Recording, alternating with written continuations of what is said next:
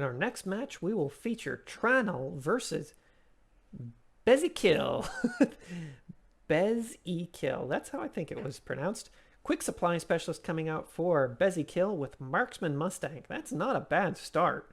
A little bit low on the HP, but I do like the Marksman Mustang start, as well as having that extra $200 will allow him to transition, but he has great units that shoot both ground and air.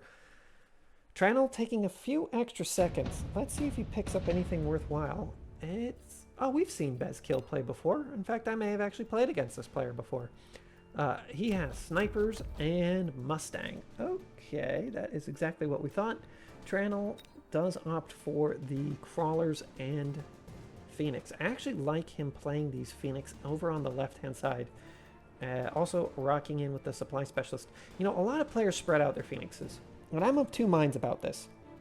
Having your Phoenix spread out is good if the enemy does opt to go with one side heavy for anti-air. Of course, it also means that the anti-air can concentrate on where your Phoenix are. But by having your Phoenix together, especially when they're lower level, they can deal with units that have high HP values much more easily. Something like steel balls or giants. So I don't actually mind playing my Phoenix together, at least at the very beginning stages of the game. And then when I grab a couple extra Phoenix, I tend to spread them out, just so that the opponent also has to spread out their anti-air. Unfortunately, Trannel is in a pretty rough spot. There's decent wave clear, there's decent units, and there's decent anti-air on the field here for BeZiKill. So Trannel opts to go with a tank. Okay, it's not... Oh my, and that tank is really far out. Okay, that's probably a better position for the tank. As long as it can clear away those Fang quick enough for the crawlers to come in here, that should work. I don't think he'll win this round, but the hand he was dealt is pretty rough against BeZiKill's units. In fact, actually opting to move the tanks back slightly, I think that was a better option. Just because if they were that far out, the snipers would both aggro on them very quickly. Good plays. Unfortunately, this kind of reverse headbutt, more like a backward lean here, isn't going to work out very well, I don't think. There's another unit of crawlers going in, but let's see how quickly the tower drops. That will be the main thing. If the tower drops too quickly, the Phoenix are getting in there. Can they claim the other sniper? It doesn't look like it. And this should give enough time for BeZiKill's units to re-engage. I don't know if they will, though. Down goes one. Down goes another. Oh, that's it. I think that with the death of that sniper, BeZiKill's in a really rough spot, especially since these Mustangs basically just abandoned the post. Trannel is going to win this round. Yeah, definitely. The Mustang can't contend with tanks. Really good choice in those tanks. How did they perform? Allied top 1 in kills, top 2 in everything else. Well done. Those tanks were actually crucial, and I think positioning them backwards really helped. Shield device specialist coming out for BeZiKill. What does Trannel pick up? Maybe missile? I honestly don't mind the strike specialist. I really like the strike specialist. I know a lot of players don't really think it's worth it, but in this case, it could be used. The shielding is okay. Mustang are normally enough to deter anybody from doing a flank, but with the strike specialist, an arc light with the armor enhancement can easily survive all of the Mustang shots, clear out the Mustang, and then by doing so, you've killed 2 units of Mustang. They almost never take the tower, but it's pretty good because you do that the first turn. A unit is played to kind of counter your arc lights, and you can either sell the arc lights, move them. In my case, I normally sell them, but hey, deep strike, kill off 2 enemy units, potentially draw a lot of units away. Could work out quite well. Does Trannel get another unit of tanks? I think a couple units of tanks here would go very well for him. He believes so as well. There's 1, and there's 2. Fantastic. Couple more units of Mustang, and it looks like another unit of Fang for BeZiKill. Not a bad choice. Who's missileized that? It is BeZiKill's. He'll get 1 unit of tanks, and possibly a unit of crawlers. Let's see if 1 unit of tanks and 2 units of Phoenix are enough for this flank. I don't think so. I honestly don't think so. This does not look like a great engagement. BeZiKill should have this. Just, that's a lot of missiles. Here comes the next one. Oof, cleaning off those. Alright, it's more even. Honestly, these tanks might do it. They're supported, there's crawlers. They're going to do alright. These two marksmen should be able to clean up a unit of tanks just because they do have the support. I don't know if these crawlers are going to be enough. Down go all the crawlers. Ooh, the snipers live. The snipers are just inside the shield range as well. Yes, they are. Man, that guy's really poking out, though. I think the shield is very well placed here by BeZiKill. Those snipers are going to be able to clear away the Phoenix, and that shield took 50% HP. Really well done. That shield will, of course, restore. So, Trannel's going to need to think about that. Some Stormcallers wouldn't go astray for either player. Ooh, this is tough. I do love the senior manufacturing specialist, but I tend not to get enough giants to make it worthwhile. Incendiary bomb for BeZiKill. That will clear away a lot of units. So if my units aren't normally the ones charging down the field, I opt to play the incendiary bomb where at least some of it will land within my own lines. The reason I do that is if I have slow-moving units like Fang or units with a good amount of range, especially once the Mustang have long range, the opponent can opt to play shields, but only on their own side, and if you have the drop shield on the flank deployments. But they can't play anything on my side of the field. So if I opt to burn these, drop the incendiary bomb like this, then I guarantee that at least some of the fire will go out. And in this case, it would cook off maybe potentially a unit of crawlers or something. Man, these crawlers are really well hidden. They're level 2, they're right there. But that, I don't know if it's the glare or what, but they are pretty darn well hidden. BeZiKill's out of cash. Trannel still sitting on 400 bucks. There's the fire for Trannel. I think it's a wise decision to try and kill off all of these snipers. Without the sniper support, these tanks will reign supreme. Granted, 2 units of Stormcallers will go a long way to killing off the crawlers and also decimating the shield. And that shield is going to work extremely well for getting rid of all of the fire. Some might still land here on the left, which these crawlers could potentially pass through, but is unlikely. We'll see. Can this little sniper walk his way out of the fire? And it looks like he does, so at least one sniper will survive. These others are all dead. 2 snipers and a unit of Mustang. Pretty darn good. Out come the Stormcaller shots, and already this shield has taken a real walloping. Unfortunately, there's nothing in the back line to support these Stormcallers. That's why I normally like to give my Stormcallers an Arclight escort, just so that there is something. Down goes the right, and with the right's destruction, I don't think the shield will last very long. There isn't enough units dealing damage quickly enough. Oh my god, these level 2 crawlers. Look at them go. Getting in there, dealing the damage that needs to be done. Unfortunately, all the crawlers that were on this side did fall to their own flames, but really good deployment of that fire for Trannel. Not so great for BeZiKill. And Trannel is able to take the lead. Oh, top supply spec. Yep, it's early enough in the game. And unfortunately, it's one of those cards where if you don't pick it, you feel like you're always behind. Whether or not that's true, kind of for you to decide. I personally think if I see the top supply specialist between rounds 3 and 5, I tend to pick it. I'm not even sure if I can spawn as early as round 3, but I do tend to pick up the top supply specialist, just because I feel bad if I don't grab it.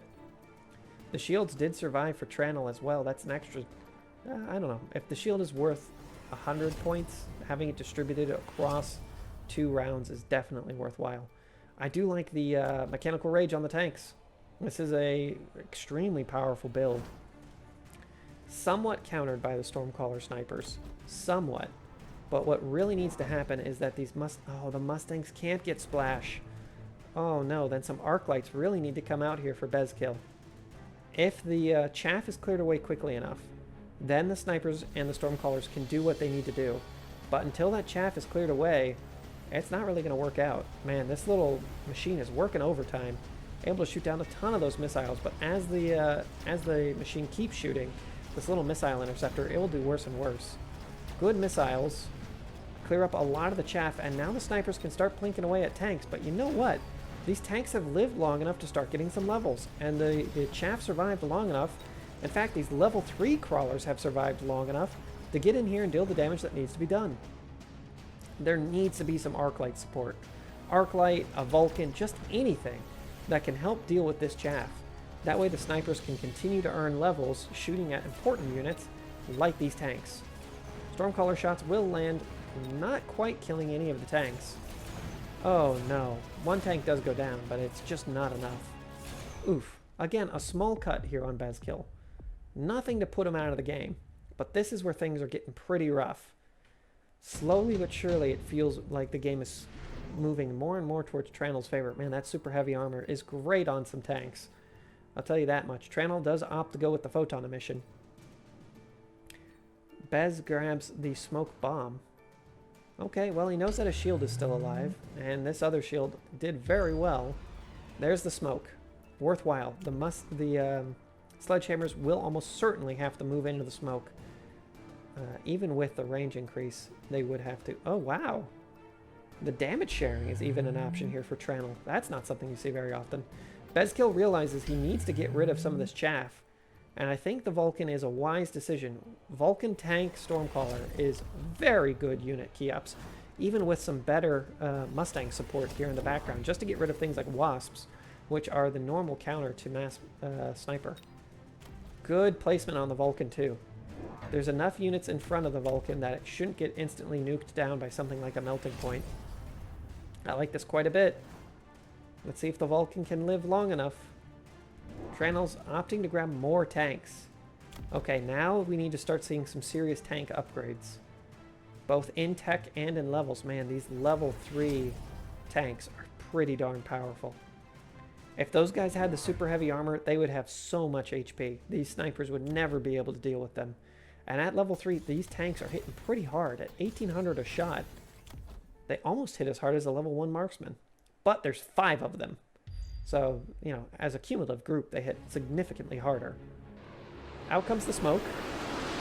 And the photon emission. Man, these little missiles are working overtime. This little missile interceptor shooting away. If the missiles are grouped closer together, it seems like they're slightly more efficient. Out comes the Vulcan. It's doing a great job clearing away all these units. Oh boy, is it. It just has to survive these Phoenix shots. It's level 2, so it should be able to take quite the shellacking. Oh no. Man, these little Stormcallers eventually get through it. They eventually kill the shields, and that smoke is super important. It means that the rhinos have to, or the rhinos, excuse me, these sledgehammers have to get so close. Well, there's one sniper left, and a couple of Mustang. Will they be enough to kill these Phoenix? Actually, losing that tower when he did may have saved them, just because the sniper won't move outside of the shield range.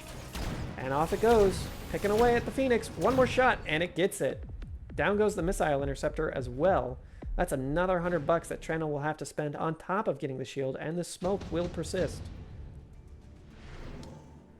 Ooh, Lightning Storm or Parasitic Ammo. Looks like BeZiKill and Trannel both opt for the Lightning Storms. Both players have had enough of each other's shenanigans. A Lightning Storm on the shield. Interesting choice. That shield will absorb a lot of the damage. But Phoenix aren't considered safe within the shield. No flying unit is safe within shields from orbital bombardments, from lightning storms, from nukes. It's kind of one of those weird things, but I guess they're flying just a little bit too high. You fly too close to the sun, and if suddenly a nuclear weapon launches on you.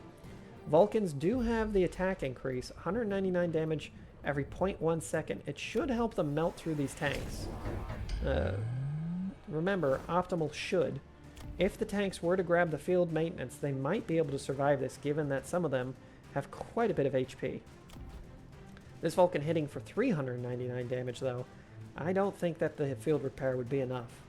I'd love to see these marksmen get a couple of levels as well for BeZiKill, just because he has to keep on top of these sledgehammers. The sledgehammers are opting to get level 3s and level 2. That's really rough for a level 1 sniper to deal with. Not only that, but the higher level your snipers, the less likely they are to die to a single Phoenix shot. And you want your snipers to be able to counter the Phoenixes quite well.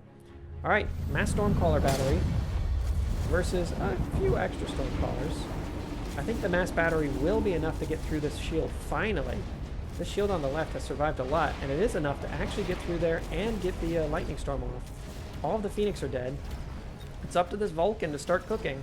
And it looks like this Vulcan is cooking with gas. Wow, just absolutely tearing through the tanks. Well done, little Vulcan. Should be able to blitz down those, well, just everything. There's nothing really here that can contend the Vulcan. Sure, these Stormcallers could do a good job against them, but I don't think so. Will the sniper plink this missile? Yes! Oh, but it doesn't kill it! Oh, it does kill it. That is unfortunate here for Trannel. BeZiKill making quite the comeback. Doesn't quite close out the match, but definitely should feel fairly confident at this point. Having those giants is so important. Man, Vulcans to kill tanks. I'm going to have to remember that. I do love the tank build, but these tanks don't quite have the upgrades that they need in order to consider this a tank build. Just one tech choice on on them isn't enough. Both players opting for the missile strike. Okay. And this missile will probably miss the sniper. In fact, I think placing the missile to claim the sniper, he'd still be able to get both. But we'll see. We will see. Trannel might be a little bit shaken. I know I tend to get a little rattled if all of a sudden I've been winning, and then I'm in a really tough spot. I'd be a little bit more worried about these Phoenix than I would this Crawler. These Crawlers aren't really going to do anything. Snipers could use an upgrade. It looks like it's flame on for both players as well. The fire isn't super important. Oh my gosh. Mass Phoenix. Yeah, these snipers definitely need some upgrades. But BeZiKill has no way of knowing this. And good shielding by BeZiKill as well, just because he's a little worried about the flames. Trannel does a smart play by playing the flames out a little bit closer to his front line. I like that. Just because it's very unlikely that there's a shield right at the front, because those shields would die very quickly. More snipers coming out here for BeZiKill. He has no way of knowing this, but those snipers are going to be incredibly important to deal with this mass Phoenix aggression. Oh, the missile isn't going to be enough to clear off these level 2 Phoenix. It'll damage them, but I don't think it will really matter too much. Let's watch the engagement. Man, I love these Stormcaller batteries. Hey, what's the best way to deal with a missile interceptor? Overwhelm it with Stormcaller shots. And it looks like it's working. Man, those tanks just all die in a quick missile volley. This Vulcan being level 3, it will survive quite a bit longer, but that's a lot of Phoenix. And they're starting to plink him down. Already losing a quarter of his health, but the snipers are fighting back. They do have a lot of shielding in the form of this Vulcan, and it looks like it will be enough. I don't think that Trannel can bring this back in any way, shape, or form at this point. Those Phoenix would have to turn around, kill both snipers. It's possible. I mean, no, they're done. That's it. That is it. If those Phoenix had turned around, killed the sniper, then somehow, like what's happening here, these snipers just walk into the fire. Oh, the fire does dissipate. And then it could have actually been Trannel's match, but it is not. BeZiKill does win. Congratulations to BeZiKill. Let's see who's moving on, I believe, to the semifinals. We have our semifinals, Mako versus Tala. Now, this very well could become our finals. There is an odd number of players once again. So if I believe the, I don't remember the name, but there is a possibility that this is the semifinals or finals. You'll know by the time mark on this video, I guess. We have seen Mako participate earlier in this video, and it looks like we have Tala representing a StarCraft 2 character, maybe? That looks familiar. It kind of looks like Jim Raynor from StarCraft 2, but not quite. Not quite. We have Mako coming in as a cost control specialist with tanks and snipers. Man, that is quite good. Tala has a myriad of units, really. Elite marksman, marksman specialist even, with a whole bunch of Stormcallers and Arclights and Crawlers. Okay, I like this quite a bit. I don't know what Mako's going to do, but his army is slow and not really the highest in entity count. I think a couple units of Crawlers would go a long way here, but man, this level 3 sniper is really going to chew through the tanks very quickly. Mako agrees with me, grabs a couple of Crawlers. Probably his best bet, but I don't think it will be enough, at least early. These Crawlers are very hard countered by both the Stormcallers and the Arclights. We'll see, though. Oh, interesting. The Crawlers aren't in a perfect line, so the ones on the left will hit a little bit quicker. It may help. I don't think so, but it may. Unfortunately, I have a feeling these tanks are going to stop. Oh, they did drive forward just an inch, but I don't think it's enough. Yeah, a couple of them dropped. Not a huge amount, and honestly, the snipers are doing a good job. They already claimed an Arclight in the center. This tank needs to shoot. Ooh, it did a good shot, killing off several of them. Alright, Sniper Wars. Sniper Wars do often end up with Stormcallers winning. In fact, it's very uncommon for snipers of this level to do more than claim 1 or 2 Stormcaller lives. Get the extra shot? He does not. A little bit of damage, but importantly, this level 3 marksman didn't die. If the level 3 marksman had died, it would almost certainly give a level to any unit that kills it. So it's good to have this figurehead of your army just able to survive. Oh my god. Yeah, I think the deployment specialist is better than the top supply specialist. Especially as you get towards the later periods of the game. Being able to deploy 3 units is much more important. Tala does not agree though. He's going full economy. Let's see if he can make it work. Mako opts to grab a couple of Stormcallers of his own. I think that's a wise decision. Stormcallers really do complement just about every army because of their range and their DPS capabilities. And it looks like that was a wise choice, as Tala does seem to be going into Fang. Fang, historically, do very poorly against Stormcallers. In the previous episode, we saw what can happen, though, if Fang really start to run away with the game, deploying on the flanks, deploying in the center, even deploying in the backline and being able to make it in. These Stormcallers should be easily able to deal with these Fang, though, especially if he grabs 3 units of them. Oh, Tala. Is that what you're going to do?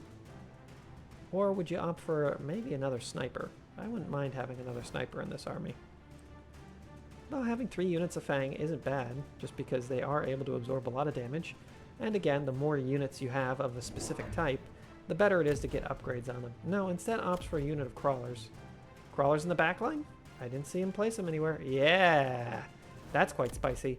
They will be gunned down by the Stormcallers, and it looks like all of the Stormcallers.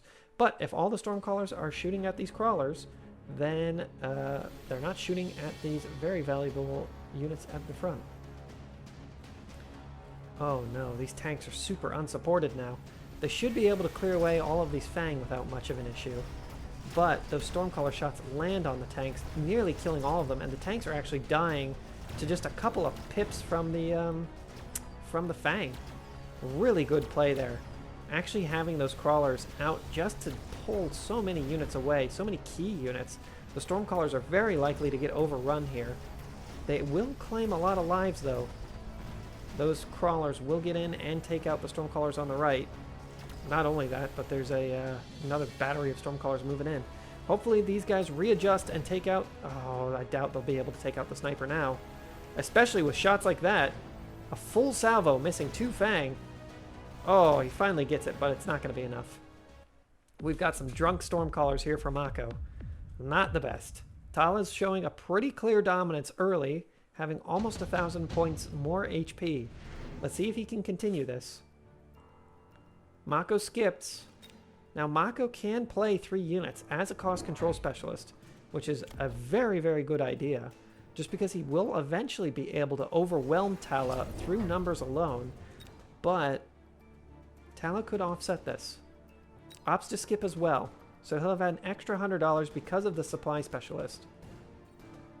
Lots of Crawlers coming out here from Mako, and they're able to respawn, which means he should win a straight-up Crawler war. Even though his Crawlers are slightly worse, 2 Crawlers with slightly less HP is better than 1 Crawler at full HP.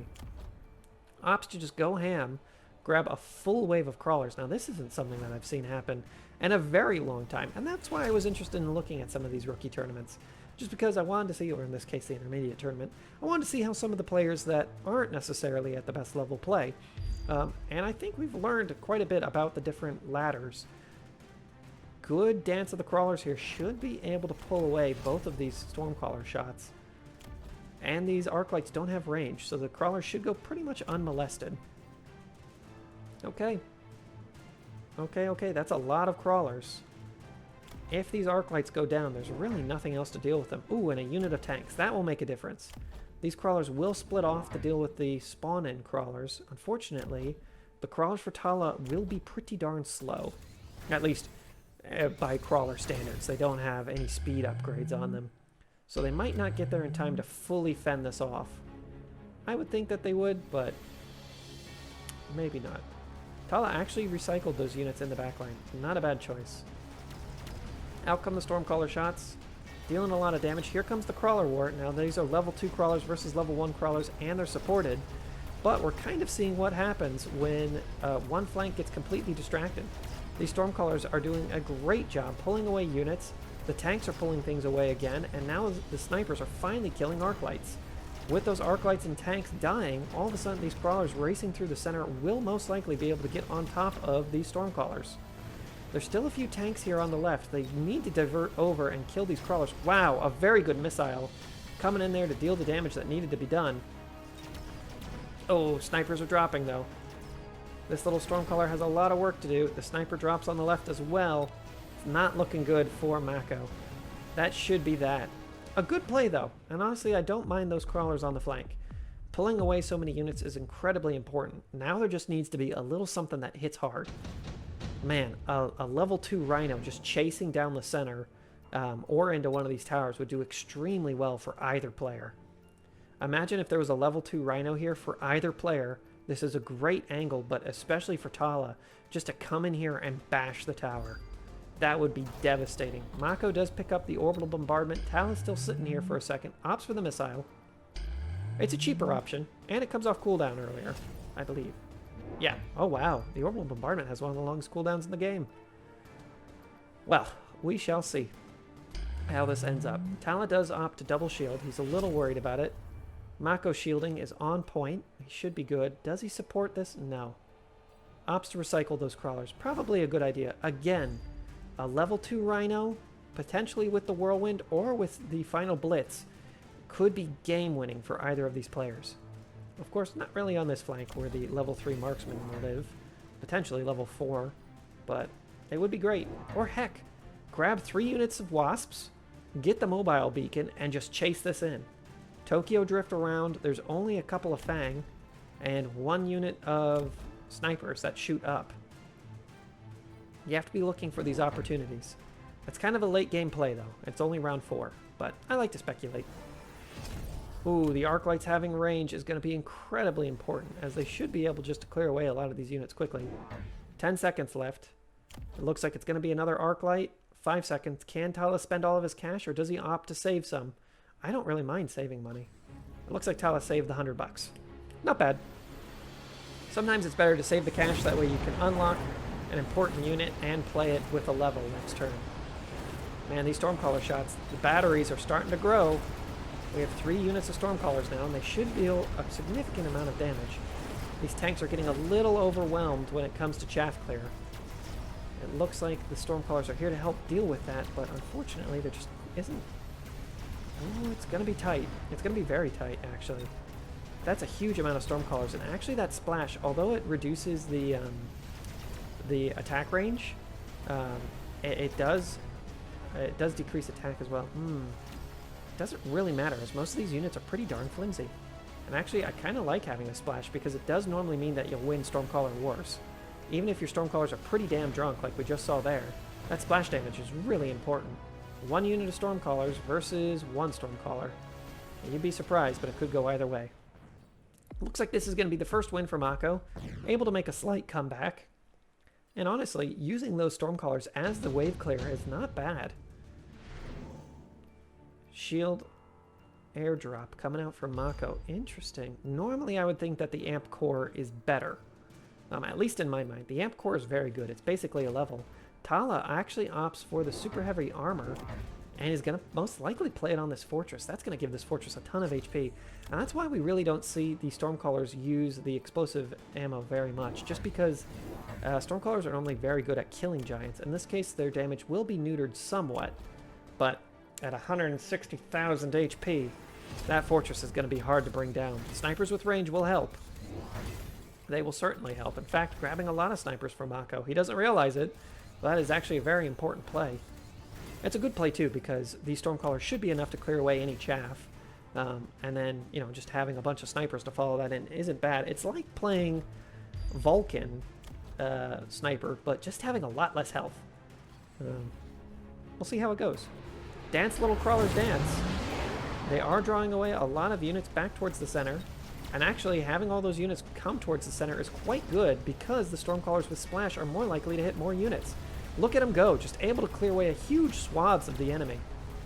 Level 2 tanks won't really do well against the super aggressive fortress. Man, it's just one-shotting tanks and pushing up the field. Oh, these snipers have so much work to do, and it looks like there's just too much chaff for them to get onto the fortress early. Man, go little Fang go. These guys got to take a lot of damage. Everybody's shooting at this fortress, and it's the one thing that they really don't need to be shooting at right now. Of course, bringing it down is great. It will severely reduce the damage, but honestly, if they killed all of the damage dealers in the background, this fortress is slow. Go, little snipers, go. They might eventually bring it down. They may, they may. It's unlikely now that the tower has dropped, but there's still a level 2 sniper here. I don't think so. Nope. That's going to be a lot of damage back at Mako. Mako does have a pretty easy counter in the form of melting points, if he chooses to go that route, given that Stormcallers are kind of off the field at this point. Ooh, I love the charged ammo, actually. I love to give the charged ammo to my Stormcallers if I don't plan on giving them the electromagnetic explosion. You know why this is super good? Because it slows down giants. And giant units already normally move very slowly. This guy only moves at 6 meters per second. So it looks like the Stormcallers will be the ones to get it, and a Vulcan is going to drop here for Tala. Okay. Great plays by both players. I do like this Vulcan's descent. It's on the fringes, and it's going to pull away these super important Stormcallers. Level 1 snipers are not going to cut it here for Mako. I would have much preferred him to play 2 level 2 snipers than 3 level 1 snipers, and then give your snipers all the very important elite marksman upgrade or the electromagnetic shot. Either one is great. Reason I like the electromagnetic shot is, let's say your sniper makes contact with a unit that has the range enhancement. When the sniper shoots first, that means that this unit will then have to close the rest of the distance to get in there. Oh my god, this is way too many snipers. Okay. Let's see if this amount of snipers is enough. This fortress is now rocking in at 320,000 HP. I think a melting point may have been the way to go there, but we'll see. We will see. Tala did not opt to play another fortress. Interesting. I think the fortress, although important, he's not going to go for a rumbling. It's just a centerpiece of the army. It isn't the army.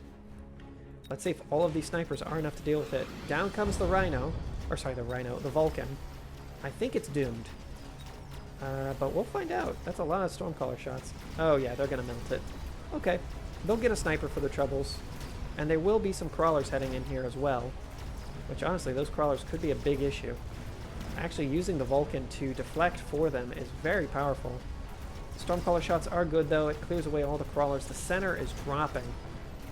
Alright, is there enough snipers? I don't think so. They're all level 1, and they barely tick over any of this damage. Luckily, the Stormcaller shots with the splash and the electromagnetic did actually affect the sniper in the background. But I highly doubt that these... oh my god. Down goes the tower. I highly doubt that there's enough DPS here to take out the fortress. It has to be a melting point or steel balls at this point. There's really nothing else that will deal with this. This fortress has way too much HP. Oh my god. Hopefully it doesn't earn a level. No. Luckily, that sniper in the background is kill stealing.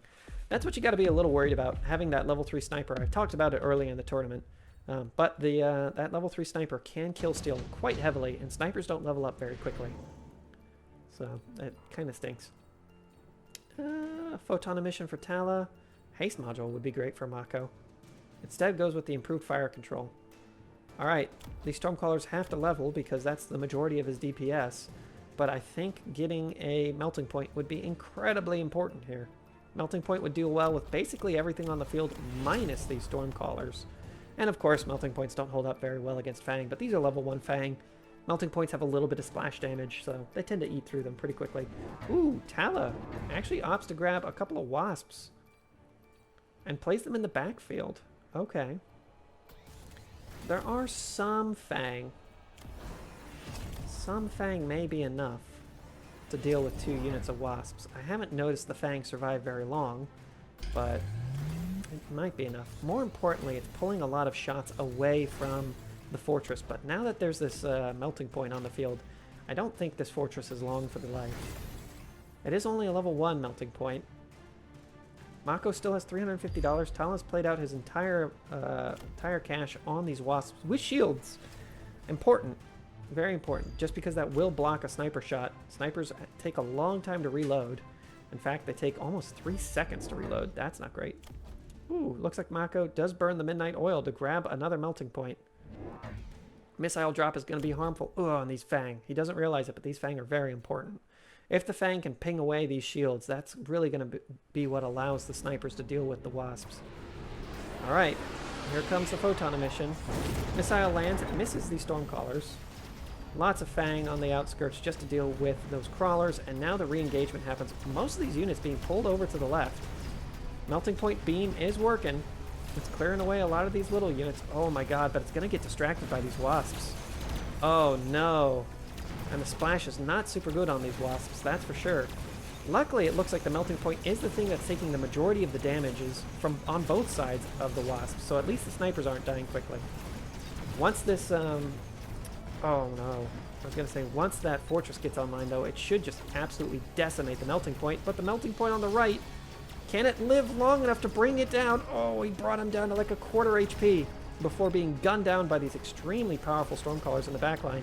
But down goes the fortress for the first time. That guy must that guy must have felt like a king until now.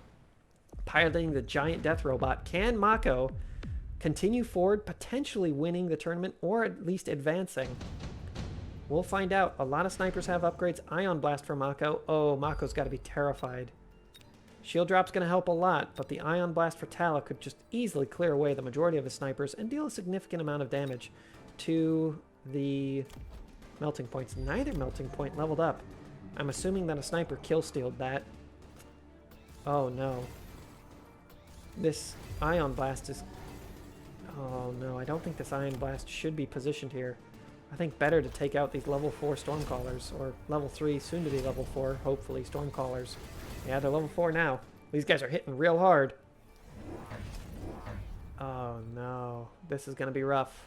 This is going to be really rough. Ooh, but we do see a slight transition back towards tanks from Mako. A really interesting choice there. The tanks are kind of just aligned across the front with the heal. It means that they won't... they might still die in one shot. No, they don't die in one shot to these snipers, and they might be able to heal through a lot of the damage. More importantly, they should be able to soak up a lot of this Wasp damage. Wasps don't hit very hard. So having these tanks here healing might be enough to keep these snipers alive and engaged just a moment longer. Good shielding should be able to block the majority of that ion damage. And actually these tanks will work as another form of chaff kill as well. Okay.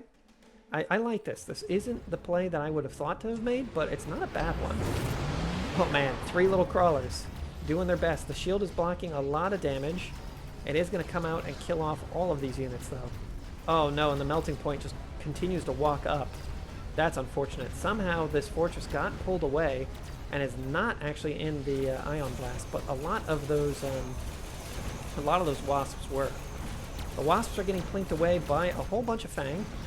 That's good enough. Good job, little Fang. Alright, now this sniper has its work cut out for it, and also, so do the melting points. Once this melting point comes online, this fortress should be dead. Honestly, these marksmen are making a good showing of it just by themselves. Slowing down the fortress is incredibly important. These level 3 Stormcallers are hitting still pretty hard, even though they do have that splash damage upgrade. I think this will go... Well, I mean, it has to go the way of Mako. What can Tala do to come back from this? Oh, he's in a tough spot. He's already pushed himself pretty darn far, but he's taking a significant amount of damage. Is it enough to put him in the danger zone? Yes. He can't lose another round like that. Let's see what happens from both these players. I do like the barrier. The barrier could go... Oh, both players opting for the barrier. Can this fortress not get a shield? Wait, what? It can. Why does Tala pick up the barrier? Just buy the shield. Buy the shield and have it across 2 of your units. I don't know. Maybe he thinks he wants to save the cash. Okay. Melting Point actually has the improved fire control system. Not a bad choice. Ooh, and I like the shields on these Fang here from Mako. A very wise decision. Tala's taken a moment to think about it. Upgrading this fortress is still definitely worthwhile. Just because it will just have so much extra HP at that point. I would do so. I know that there's already melting points on the field, but it will allow it to absorb a ton more damage from these Stormcallers. I think it's definitely worthwhile. Tala really needs to shield up too. Quite a few more Fang coming out. And that's all of Mako's money. Oh, Mako has already burned the Midnight Oil. We see the shield coming down. Shielding the fortress is pseudo important. I'd be a little bit more worried about these smaller units. The health increase from Mako. The range and speed for Tala as well. Oh, this is going to be rough. You know, Mako did not increase his mobility or his range, so he's going to be at a slight disadvantage. Lots of shields coming out here for Tala. Man, and Tala has unlocked a ton of units.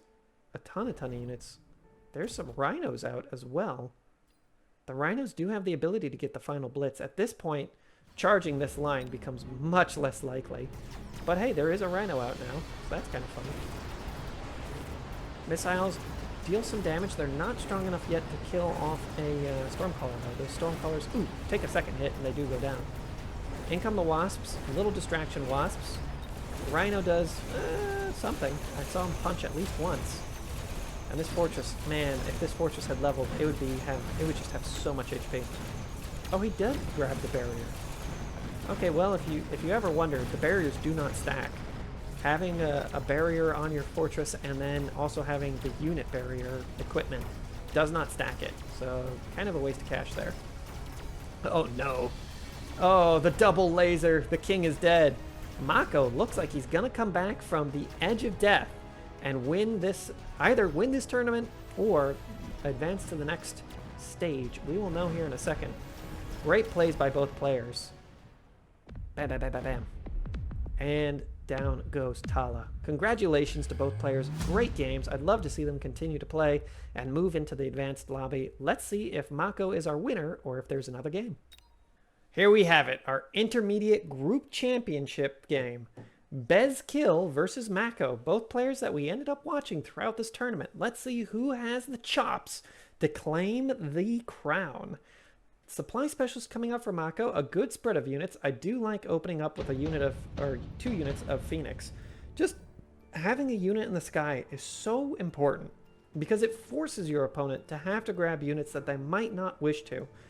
In this case, BeZiKill might have to grab snipers. He could opt to go into even more Fang, or being the quick supply specialist, I guess he could grab a unit of Mustang. In fact, a unit of Mustang would do really well here, but it's a lot of money to spend early. I often like to play, if I do grab the quick supply specialist, I'll only use my 200 at the very beginning and then slap out a giant later. Oh my. Mako opts to grab a couple units of arc lights. Remember, he is a supply specialist, so he could also play a missile, but I don't think that's the right play here. I'd rather hold on to those $50. BeZiKill's setting up for a pseudo headbutt. I do like leaving this gap for a giant unit if a giant is necessary, and also leaving a gap towards the center. Tanks aren't really the unit that you consider as the most aggressive unit in the game. However, as we've seen in previous episodes, tanks quickly can be, and in fact, BeZiKill could actually set up for the tank play. 4 units of tanks, slap in a 5th next turn, and maybe a unit of Fang to support them, and all of a sudden you have a huge amount of tanks. Then next turn you give them the mechanical rage and, I don't know, maybe a few units to support. Could go very well. In this case, the only thing that can contest these Phoenix are these Fang, and the Phoenix seem to be hell-bent on killing themselves on the Fang. Actually splitting the Fang quite good here for the Phoenix, but unfortunately these arc lights were not positioned very well. At least, hey, I mean, he had no way of knowing it, so it's not his fault, but at least against the Fang they weren't positioned super well. Instead, the arc lights spent most of their time shooting at tanks, and that won't end well. These little Fang have earned their keep.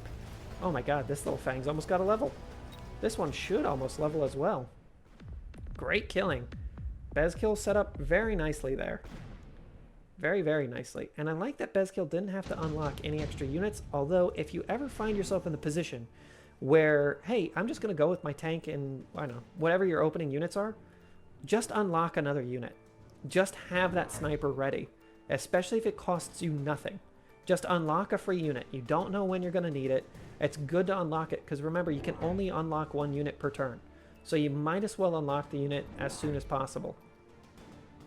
Crawlers coming out here from Mako. And another unit of Fang. Okay. And it looks like a 3rd unit. An arc light. Wow. Okay. Mako playing very chill. It looks like some Mustang are going to be coming out here for BeZiKill. Those Mustang are going to do extremely well, able to kill off these crawlers in the back line. Does BeZiKill play anything in the back line yet? No. So I think this might be a small mistake here from Mako. I don't like showing a flank too early, just because, once again, it just prompts your opponent to kind of counter it. These Mustang are already played back well enough to actually counter that. It means that BeZiKill will almost certainly grab another unit of Mustang and play them in the background as well. That just cuts down a lot of your options. Think if Mako had saved this for 3 or 4 turns, another unit hadn't showed up here, and then he slams in a Phoenix. That could easily have turned the tide of battle. Oh no. And this poor little Arclight is kind of unsupported. There's nothing really here to deal with these tanks, and these Phoenix can't move. That's really unfortunate. Having the Phoenix be able to move would have been very important. Well, down goes all the tanks. On the left side, down goes the Phoenix on the right. Can this Arclight clean up enough of the Mustangs? It looks like the answer is going to be yes. All right, it's 2 units of, or one group of Phoenix versus a group of Fang. That's really what it's going to come down to here, but I think the Phoenix might actually get this. They have a little bit of support from the Arclight. The Arclight's on its last legs. Oh, little Arclight, be a little bit more chill. You need... Oh, the Arclight's dead. I don't think there's enough Phoenix here to deal with this. I really don't. Hey, but the shield gets a few ticks of damage. Oh no, and the shields are... or the Phoenix are running the wrong way. What could happen... Nope. What could happen is that the Phoenix get underneath the shield somehow. But I think there might be enough Fang here. 4 Fang, 3 Fang, 2 Fang. Oh, not quite enough. A small loss for BeZiKill. A small loss. So now you know. However many Fang were there, add an extra 2 or 3 and they would have won that engagement. Mako opts to skip very quickly. BeZiKill might be tempted by the heavy armor or barrier. Elite crawlers, a little fun. Oh my god, he goes with it. BeZiKill did actually grab the elite crawlers. Level 5 crawlers. Man, a level 5 crawler on the flank would be pretty nasty. I don't think he should play him yet, but Mako will know about the level 5 crawlers if Mako does check the specialists. I also like this field recovery. Unlocking it early is great, getting rid of some of the units that you don't plan on using too much. It looks like Mako might be going with a heavy Arclight build. If the Arclights get the elite marksman and the charged shot, they will be able to contest the tanks a little bit better. I think BeZiKill... Man, BeZiKill is playing a weird game. I like it though. He grabs the level 5 crawlers as a threat, but he doesn't play any. And it looks like double sentry missile. Mako actually opted to eat those units on the flank. He didn't really need them anymore. They weren't going to do anything. They were just going to feed these Mustang. So no real point in keeping him around. If those crawlers did have an upgrade, they could potentially have gotten through those Mustang, but there's no real point in playing it. There's only 1 unit of them. Okay, well, the Arclights are in range to shoot tanks. That's worthwhile, I guess. More importantly, they're in range to clear away a lot of these units, these chaff units that shoot up. In fact, that's it. That was the last group of Fang that died. These Phoenix reign supreme now. Good for them. They'll just be able to eat everything. Run, little Arclights, run. Stop moving forward. Go hide in the corner. You don't want to get killed by these Stormcallers. Oh no. Poor little Arclights. Well, this is a foregone conclusion. It looks like BeZiKill will suffer at least 400 damage, potentially more. 1, 2, 3, 4, 5, 600 damage coming out on BeZiKill. Not really a huge amount, but hey, at least Mako's in the lead now. I did like that Stormcaller play, but I think having a little bit more dedicated anti-air would be worthwhile. I think BeZiKill agreed with me. Grabbing the subsidized Mustangs, grab, I don't know, 2 of them, give them the anti-air upgrade, bish bash, Bob's your uncle. Unfortunately, these Arclights should be able to deal with them quite easily. Will we see the wonderful elite marksman? A lot of players don't play Arclights as their main damage source, but I have warmed up to it a little bit. After watching a few of the Asian tournaments earlier, they tend to play Arclights considerably more. And actually turning them into damage dealers is quite fun. Because Arclights have such a quick rate of fire and the splash damage, they can become really deadly. Alright, it looks like BeZiKill has actually opted to go with more Stormcallers and some Phoenix of his own. Those Phoenix do have range. So they should be able to counter Phoenix quite well here. Unfortunately, these Fang do have shields. Unwittingly, or through great tactical genius, Mako has once again chosen to pick up an upgrade that will do quite well against his opponent. Once again, BeZiKill actually grabs something and then doesn't play any of it. Weirdly enough, he grabbed the subsidized Mustang, but he has yet to play any more extra Mustang. A few Mustang with range would actually do quite well here, just being able to clear away a lot of these little nerds quite quickly. Ooh, it's going to be Phoenix on Phoenix. And oh no, there's still a few extra little Fang here on the side of Mako. That will delay the Phoenix. Oh no, that's 2 Phoenix down. There's only 1 left on this flank. I think that's it. I don't think that Mako really has a chance. I don't know. It's going to be really close. These Stormcallers are taking a really long time to kill the Fang. It all comes down to who has any units left on the field. I think the Stormcallers will cinch this out for BeZiKill, just because those Stormcallers should be able to clear away the arc lights. And while one Phoenix is killing Stormcallers, the others will be killing Phoenix. Oh, down goes the tower. Okay, it's a Phoenix off. This is a level 2 Phoenix, but not quite enough. Mako takes a little bit of damage. I kind of like BeZiKill's idea of fighting fire with fire. If Phoenix are winning you the game, then I'm going to play Phoenix of my own. Interesting choice. Ooh, Elite Fang, huh? Versus the Parasitic Ammo. Mako skips. Ooh, that might be dangerous. Those are some powerful cards that Mako skipped up just for 50 bucks. Here comes the Crawlers. Maybe not. Instead, more Stormcallers. I do like that BeZiKill is unlocking options. There's nothing wrong with having options. But kind of interesting. Oh my god, the hackers. Oh my god, the hackers. Is it going to come down to a hacker game for our finals? The answer is yes. Can the hackers convert enough of these tanks to make themselves worthwhile? Mako gives him range. He had to burn the Midnight Oil. He's putting a lot of money into these hackers. Hackers are normally countered quite heavily by Stormcallers. These Stormcallers don't have any levels yet, though. And these are level 2 hackers, so they have a significant amount of HP. 6,500. I know that's not right, but 6,500. Oh, they could drop to 1 or 2 Stormcaller barrages, just because both Stormcallers are going to be firing away, and the Stormcallers do have splash. That's a lot of damage potential. Let's see what happens. Man, Mass Stormcaller, it's a good way to get rid of a lot of the shielding. And the, oh my god, this is great. They're converting the hackers a little too close, so the Stormcallers aren't actually aggroing on them. But it's at least stopping this front line from engaging quite so heavily. Oh no, I think the hacker play is really good. I think it's really good. It stalled out this entire attack on the front line, and it's causing these tanks just to have a ton of mischief. Oh my gosh, really good play here by the hackers. Really good play for the hackers too. There isn't anything really rushing them down, and there's way more than enough defense in the form of these arc lights to clear away any chaff rush. It'd take some like level 4 rhinos just to push up the field and kill those, but BeZiKill does not have access to those kinds of resources at this point. $950. Range specialist for BeZiKill. I think that's really important. Mako grabs the orbital bombardment. That range for BeZiKill is very, very important. He needs to make sure that his units aren't touching those Stormcallers. He needs to make sure his Stormcallers are able to touch those hackers as soon as possible. I would honestly think about getting the range on these Stormcallers as well. They need to be blasting hackers immediately. And that's why having all these Fang with shield are so important, because they're able to absorb a lot more Stormcaller fire. The Stormcallers either need to be popping down the incendiary bomb or give them range. That way they can actually make contact just that little bit quicker.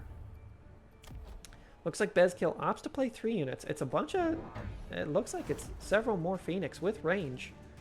Okay, the Phoenix with range should do fairly well here. And I like that he's placed a couple of hackers out front. Now these, a couple of Fang out front to be the targets of these hackers instead of the tanks. If the hackers do grab multiple control, as we saw in the first game, that could work out very well for them. Just because all of these Fang would keep delaying these units from shooting, and the Fang are outside of the minimum range of the Stormcallers. So the Stormcallers would reassign their targets. Not like these tanks that are within the minimum range. They would actually deal quite a bit of damage here. but we'll see. Looks like that's enough hackers for this player. The orbital bombardment is good. Oh, God. The orbital bombardment is so good. Oh, wow. Oh, my God. I only saw one missile, two missiles so far miss. Okay, several have now missed, but geez, that orbital bombardment just cleared away that right flank. Okay, well, Bez might be dead. That was really important orbital bombardment, and that might just close out the tournament here. There's a couple of Phoenix. They do have range, so they might be able to clean up at least, I don't know, one or two of these units, but as long as there's units on the ground for them to shoot at, they won't shoot at enemy Phoenix. And that's that. Is there 1,500 damage on the field? No, it doesn't look like it. So I don't think that BeZiKill is dead, and they'll have a chance to recover from this, but man, you gotta love those hackers with shield, or hackers with shields is great. Oh my God, BeZiKill dies. GG, well played Mako, well played BeZiKill. I love the hacker plays.